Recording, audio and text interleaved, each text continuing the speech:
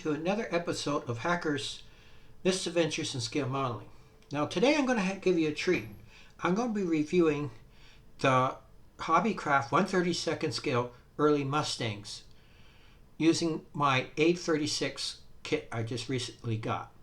Now this kit comes in 4 flavors, but I only have 3 out of the 4. So let's go look at my A-36 and then compare what's in the other parts of the kits. Now what I'm doing is I'm going to be reviewing this one, but I've taken the different parts of the other two to show you the difference. Now these kits have common parts like the fuselage, the tailplanes, the cockpit, and the canopy. But these kits have this kit has 3 different wings and 2 different noses, and I'll show you the difference in a minute. But as you see, this is a nice sturdy box. This is my favorite one, and on the back it gives you the different aircraft you can build. You can build some British and American aircraft, and with different markings. Now I'm doing the American version. I may go with the one that's on the box. I'm not sure. I'll have to see, because there are other markings that I'd like to do, but I'm not too sure if I can get the aftermarket decals for it. So we'll see. Anyways, we pull it out of the box, and because this is a second-hand kit, we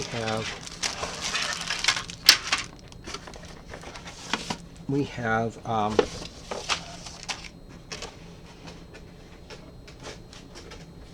it's not in its original packaging, which is fine. I can live with that. Now, let's start with the instructions.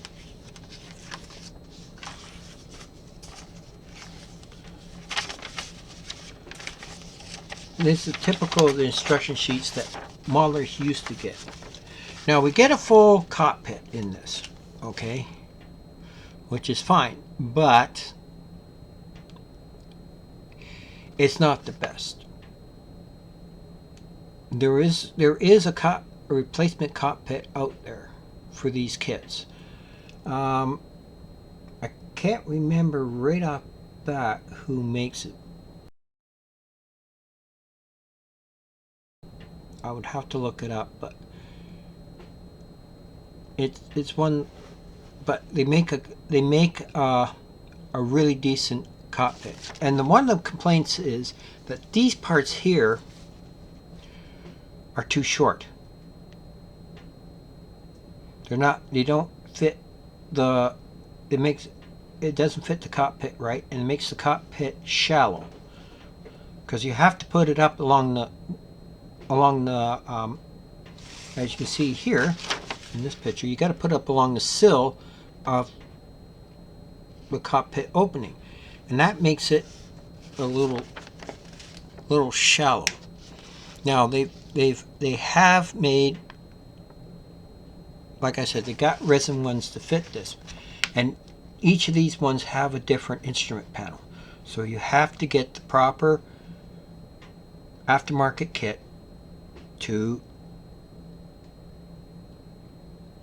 for it to fit, to be proper. Okay, so as you can see, it's a fairly simplistic cockpit that goes together. Now you get a separate nose, and I'll explain what the separate nose is all about. But as you can see, it's a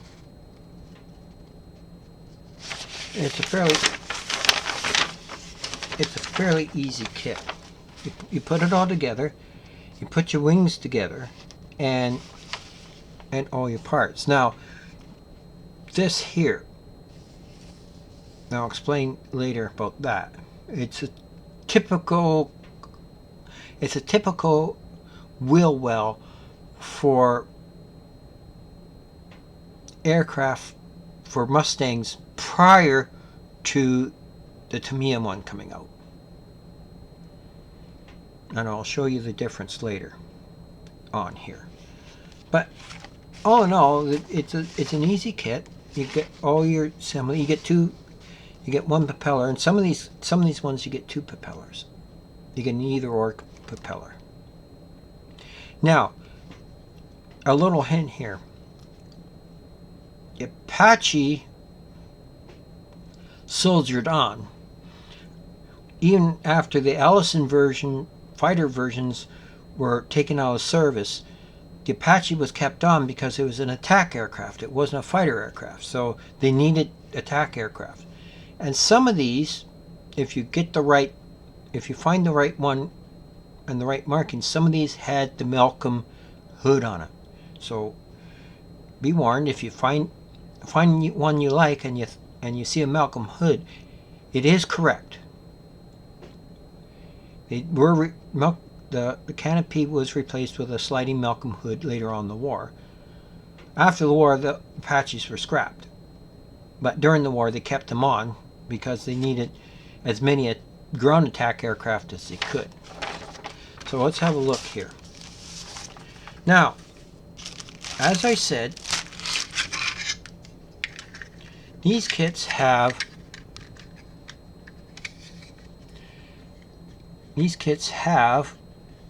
similar, have a standard fuselage.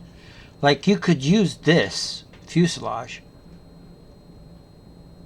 on a P-51B because they never changed the fuselage. They came up with the bubble top, which they cut down the back. But from here forward, they changed the cowling for the Merlin version. Okay? But rumor has it, and I've never been able to actually substantiate that this fuselage was correct, was a very accurate version, especially in here and here, because the old Revell kit, it was off, and the new Trumpeter kit was off. This one was the only one that was accurate. You got nice panel lines, okay, on this, and you get fabric. You get the fabric tail rudder. It's got a nice fabric detail on it. Most kits now have this separate, but this was molded in. So, if you look on the inside, there is some ribbing detail that's supposed to be there. And if you put this together and you look down it, you see it will work. I think what you're going to have to do, and I'll check it, but I'm pretty sure there's supposed to be lightning holes in this. Lightning holes they take us without ruining the strength of the part. They would stamp holes out of them to save weight. The more metal they can stamp out, the lighter, and still maintain the strength of the structure integrity, the better it is. They can put more armament in. But I'm pretty sure you're going to have to put lightning holes in there. But I have to check my references to make sure. Now, with the A-36, this is where the wings become different. Now, first, the A-36 had dive brakes. The only Mustang to have dive brakes, because it was a fighter bomber version. It was actually supposed to be a dive bomber. But unlike the diving flaps on, say, the Hell Diver or the Dauntless, which was in here, North America put them in here, and they became a problem. You'd be flying along, like, they were supposed to be automatic when you went into a dive, and you tried to pull out these things, were supposed to automatically pop up to pull you out of a dive. But they were popping up.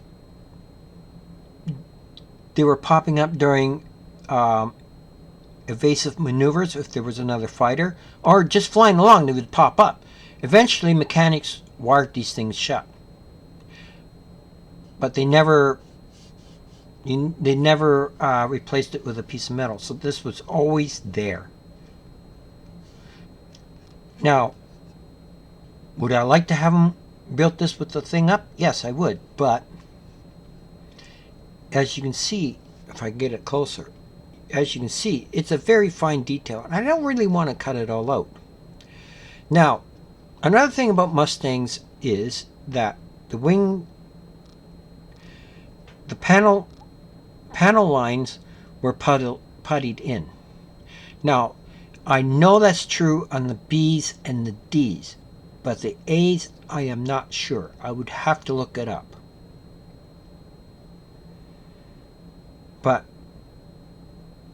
for now, we'll just leave it at that. But it's got nice panel lines and nice rivet detail. Not bad, considering you looked at the forker I just reviewed, and then the ribbing was horrendous on it. Now, here's what I want to talk to you about.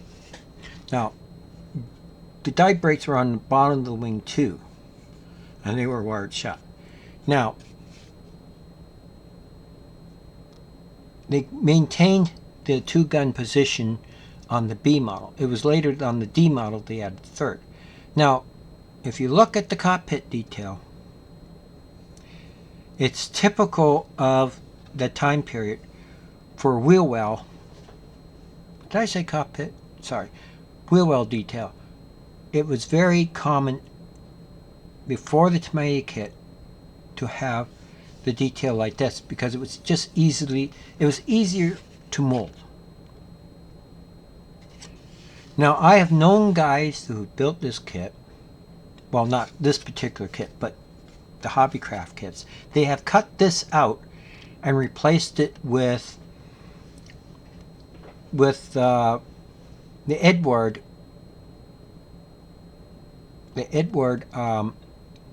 P-51B wheel wells for the trumpeter kit and put it in here. And from what I understand, it fits with no problem. You don't have to really modify it to get it fit.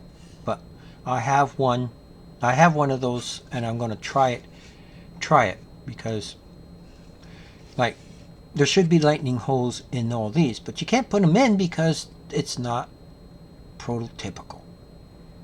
You can build it this way, no problem, but I'm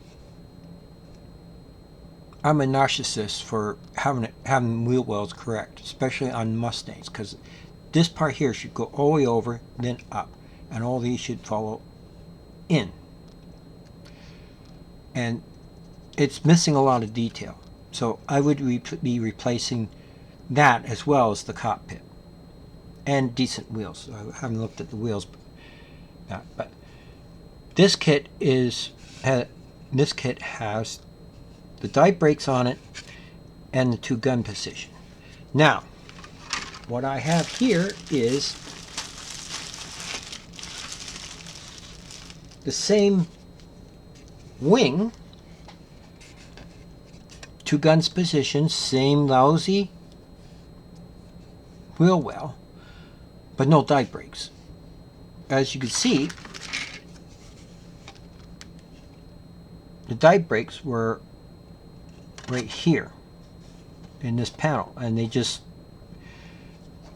I think that panel right there carried on right through all the series of Mustangs. But that's the difference between this wing and that wing. Now, there's a third wing. If I can get it up. It's not out of the package.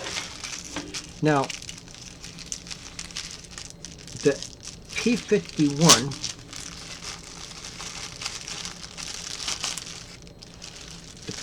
the original P-51, the first model, or the Mark I as the as the British would say, had cannons. They didn't have machine guns. So you have, as you can see here, you have bigger shell injectors for the 20mm machine guns, and you have fairings over the cannons. Now, this is the only one that has cannons. I'll get you. Oh, I got the box here. Where's the box? Here. You see? It has cannons. You flip it over and you get a cannon one. You get, that's what you get. Now, a lot of people have asked, why didn't the U.S. Air Force hang on to their cannons? Well, the P-38 had cannons. The P-39 had one cannon. Well, no, let me rephrase that. The P-38 had one cannon, so did the P-39. But they still had 50 caliber machine guns. Why 50 caliber machine guns? Well, it was because the main opposition to the Allies was the German fighters and small and medium-sized bombers, where the Germans had a different problem. They had to contend with the B-29s and the B-17s, and possibly the B-24s and the B-17s, and possibly the B-29 down the road, which never materialized.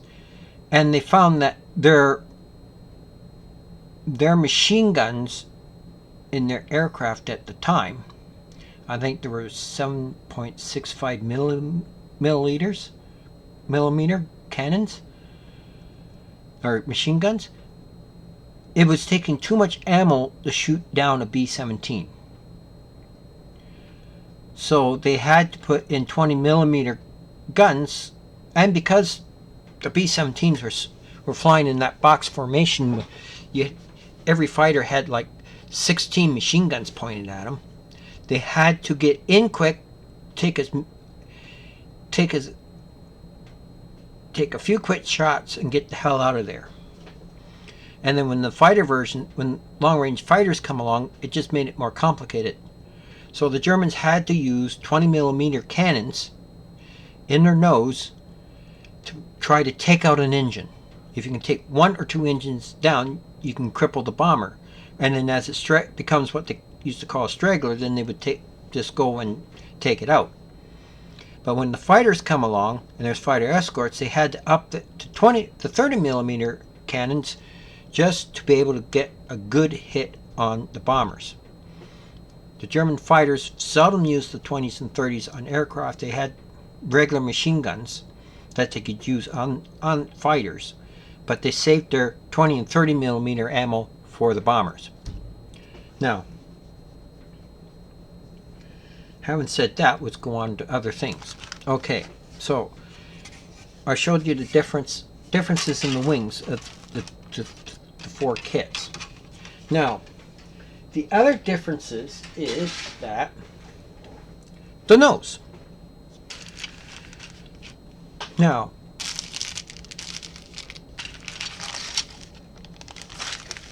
if I can find the difference, there's two noses with this aircraft.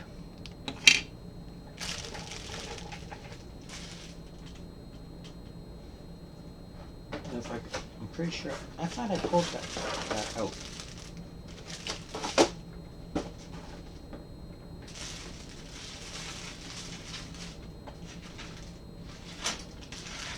Oh, here it is. Sorry. Okay, now the other thing with these aircraft was their nose. In the A-36 and the P-51A, you had a machine gun in the nose. There's a lot of pictures of this panel being taken off and showing the machine guns. So early Allison Mustangs had 6 machine guns. When it went to the B, they kept 2 machine guns, got rid of 2. Because they couldn't put them in the nose with the Merlin engine in it now. They only went back to 3 when the P-51D came along with their bubble top. Now, the P-51A, or the Mark I as the British would call them, didn't have that. Didn't have that nose because they had 20mm cannon. 20mm cannons, they were a lot heavier than the 50 caliber, so they had to take out 2 machine guns. And that's the other difference. Otherwise, as I said, a lot of the parts are the same. Like you look at the details here. Now, there's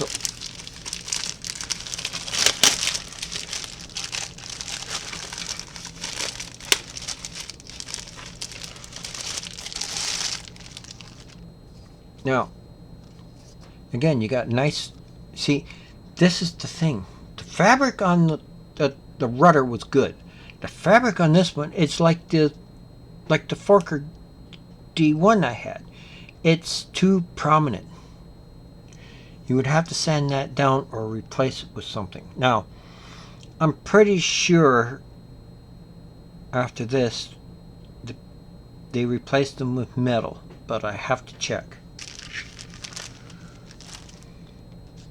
But anyways, here's the cockpit. Now, the thing is, this part here is part of the bottom of the cockpit in the Allison versions. This was the top of the wing. The wing was whole, right across, and this was the center section of the wing, and you put it up. Now, believe it or not, when they went with the plywood floor in the B and the D's and that, this part was still there because they still made the wings as one section. They just put a piece of plywood across. But for the Allison version, this is correct. It was like the P-40s. You had the curvature of the top of the wing. Now look. Now the instrument panel, yeah, this is why you have to replace it, because it's not very good. Okay? Neither is the radial boxes. Now you get 2 types of seats by the looks of it here, but I would be replacing the seats too. This is not bad. These are not bad, but you get the aftermarket ones for the Mustang B. It probably look better. You get 2 styles of propellers, and the wheels.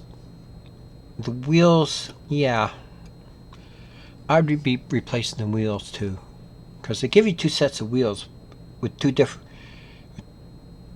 They give you 2 sets of wheels, but the thing is, they have the same bloody tread.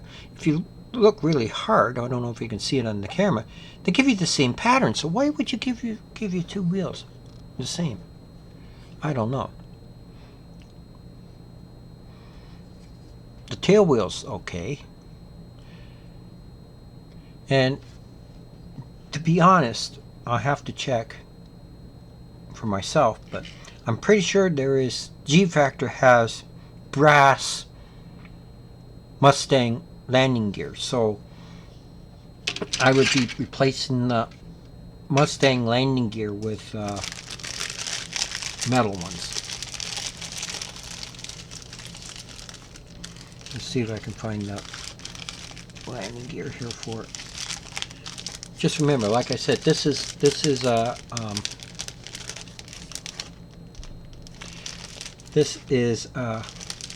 second-hand kit, so I'm dealing with loose parts here, so you can. I'll do this later.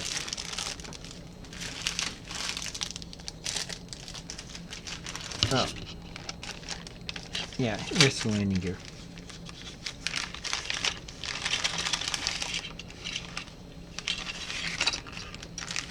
The landing gear, it looks okay. But you know, you could do better. This is typical of the time period. And, you know, if you can get the brass ones that fit the trumpeter kit, it would also fit the, or you can get the trumpeter ones or some other landing gear to replace this with. Because I'm pretty sure that you can, if you use the aftermarket Aries one for the trumpeter kit, you would have to see if you can find the landing gear that fits. But, you know, we're modelers. We can make anything fit. It's like maintenance guys. They tell you they can give them a big enough sledgehammer, they can make a square peg fit in a round hole. But anyways, and we're down to the clear parts.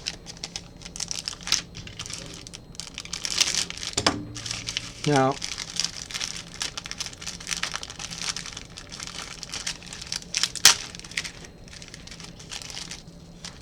from what I heard, and which is true, the clear parts here are very clear. They're excellent. They're not too bad. Now, they give, it's got,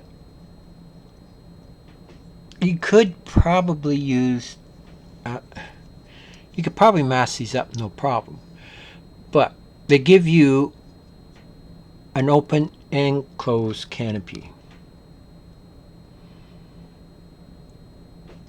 which is a nice option.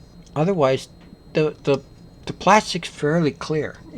I'm putting it down here, and you can see there's no distortion on the lines whatsoever. Neither in the side panels. So that's good. Now the decals, we'll just look at the ones for the A-36. The decals look nice, but they again, it's a very matted. I would be replacing some of this with either aftermarket or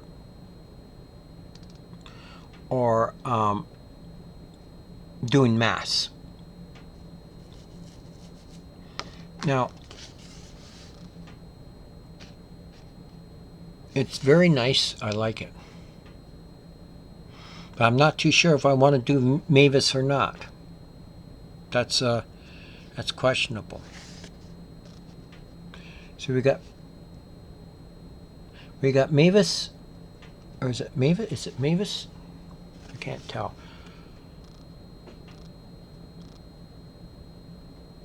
No, it's not Mavis. Maveline, I think, and the other one's Priscilla. I don't know. You correct me on the pronunciation. But these decals look fine. I don't know if they're any good, but maybe I need to put a coat on it to make them work, but they don't look too bad. Anyways, that is my A-36. Now, you can't get this kit anymore. It hasn't been in production for quite a while. I noticed Academy has a lot of former Hobbycraft kits. Like they have the Newport 17 and some of the Sabres and even the Bashis in 1/72nd scale. But I don't know if Hobbycraft owned the molds or didn't own the molds, because there was rumors like they were having a hard time paying for the molds. Was one of the rumors. I don't know if that's true or not, but that was one of the rumors. And they eventually they gave up on the model end of things.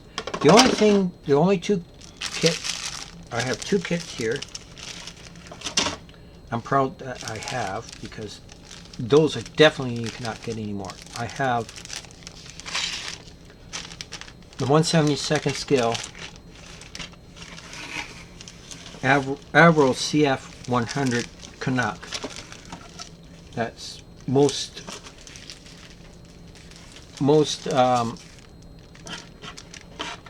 modelers, Canadian generics wants to get. I have one of those. Then I have, by stroke of luck, a very ultra rare third mold of the Avro Aero, which I might do a review on. But it was supposed to be the end-all of end-alls of that particular aircraft, because it took them 3 tries to get the darn thing right. The first one that they issued, all the detail was upside down on the wings. What was supposed to be on the top, what was supposed to be on the bottom was on the bottom. What was supposed to be on the top was on the bottom. You know, it's like, then they came up with another one that sort of solved that problem, but they still didn't get the wings right. And then they came up with the last version, which was 1393, kit number 1393, and it was supposed to solve all the problems. The thing was, they only made so many before the company pulled the plug on their model side of the business, and getting that one was hard. It took me years to find one, because let's face it, I am a Canadian modeler, and I want my Canadian models. Sorry. Anyways, I hope you enjoyed this video.